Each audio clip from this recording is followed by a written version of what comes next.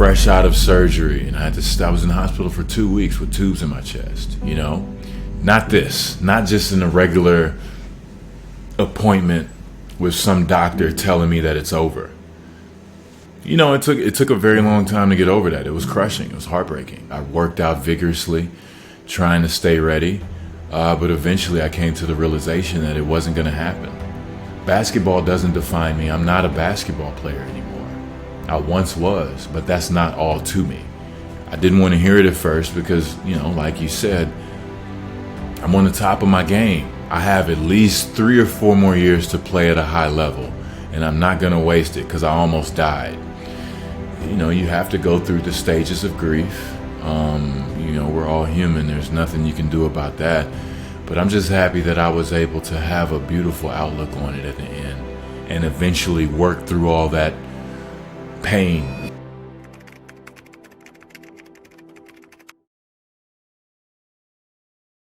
Walk me into the prep, into a game, into those moments. Like, what does it take to have your mindset ready when it comes down to it?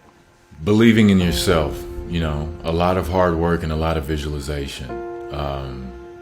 And I know that kind of sounds like very, very simple, but, you know, I think Da Vinci said simplicity is the ultimate sophistication, right? I would try to practice those things over and over. Kobe and Jordan were my heroes. And that was one of the things, you know, if you watch basketball, you hear about how clutch people are. And it's not always making the last shot. You know, it's under pressure doing what you're supposed to do and coming out successful. So, you know, sometimes it would be a big rebound. Sometimes it would be an assist. Sometimes it would be defense. You know, sometimes it would be not making a fuss if coach subbed me out. You know, that could be clutch as well. But I always saw myself being successful. And in terms of shots, you know, anytime I hit a big shot, I mean, you know, everyone would be so surprised and just like, wow. I would be surprised if I didn't make it. You know, I put the work into this like every day, all day. And then when I'm done with it, guess what I do? I dream about it. I visualize it. I see myself being successful.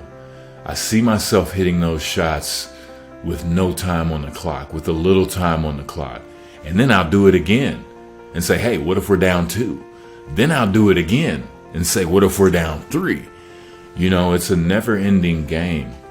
And anytime I was successful in those situations, I mean, you know, I would always let people know it's through dedication, through your hard work, and through mental preparation and visualization. If you do those things, if you can see yourself being successful in your mind, then it will appear in the physical reality if you're calm and collected when you get the opportunity. Right? Sometimes we get the opportunity and we rush it.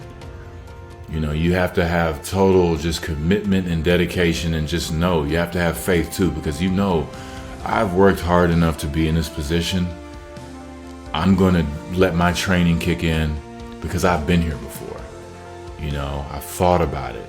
This is what it feels like.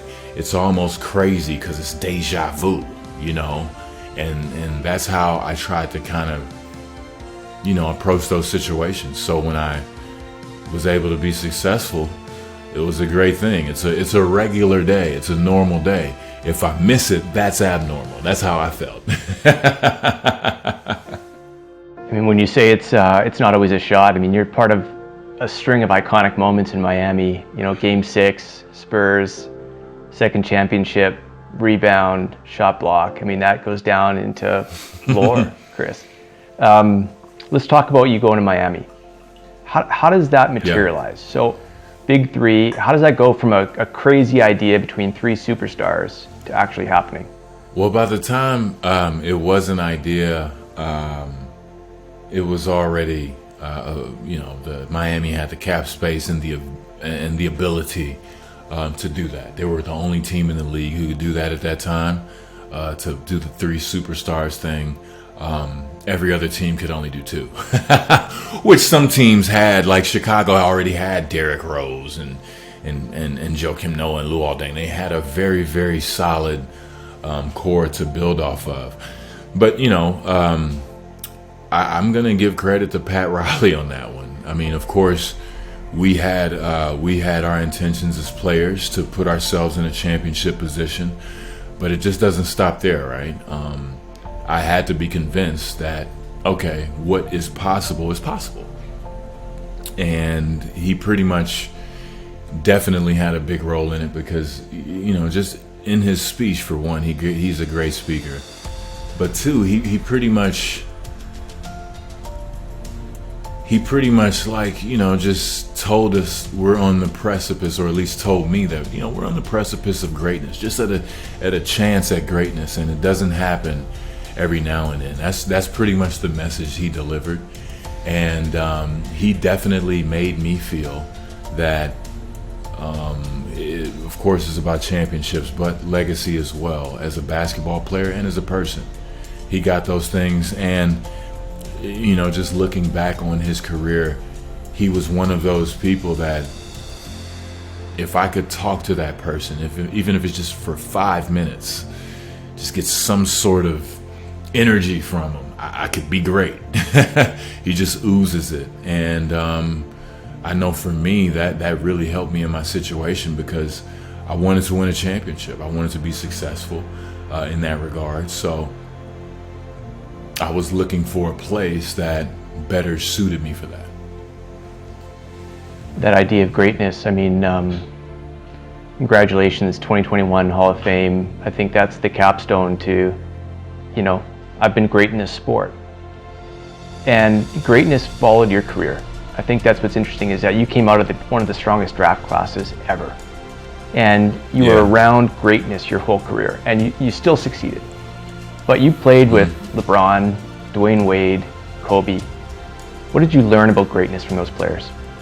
The aspirations, the dreams of what it takes, the commitment to hard work, but more importantly, how many lumps you've got to take. If you want to be great, oh man, prepare to get up off that mat.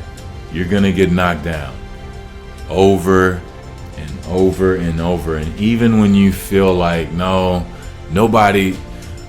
can't be hit this hard. Or if you're down there thinking, there's no way I can get up from this. That's when you're just starting. That's when it really that's when your survival skills have to kick in, and hopefully you've trained enough in your mental preparation and really believe enough in yourself to get up.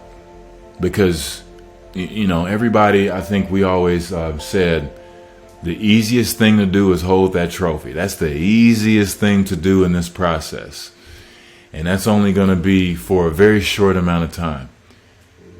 The work, the will, the commitment, like I said before, getting up when you're knocked down. I mean, throughout Kobe's career and Michael's career, LeBron's career, Dwayne's career, Magic Johnson's career, there's always going to be these struggles or challenges that you have to get over. And the hardest part is, in you trying to be one of the best in the game, there's going to be a tension with it, right? You're put on a pedestal, and you fall even harder, when you do. So I really had to learn how much you have to prepare. You have to live it. You have to want it so bad to where you'll sacrifice those Saturday nights or Friday nights with your friends. You'll sacrifice if you're in high school or something, and the dance is this week. If there's more dances, hey, I'm going to the gym. This is what I'm going to put my time into, because this is what I want. And being around all of those great players, getting to see their commitments, see their rituals, see how much they put into the game. I mean, it was second to none. And I always take those processes, and that's what I tried to bring into the book as well. I wanted to interject those stories that I heard from my heroes as well. Just because people need to hear it. You need to hear how much work goes into it. Like I say, they always see us doing the easy part, hold the trophy and kiss it. And that's what everybody sees. They don't see the day where you do not feel like going to the gym at all. I do not, nobody can talk me into it, even yourself. You're telling yourself, no, I'm too tired. I'm achy. There's no way I can make it. You gotta go. You know, you have to stick to what you said you were gonna do. And that's one of the main things I got from those guys.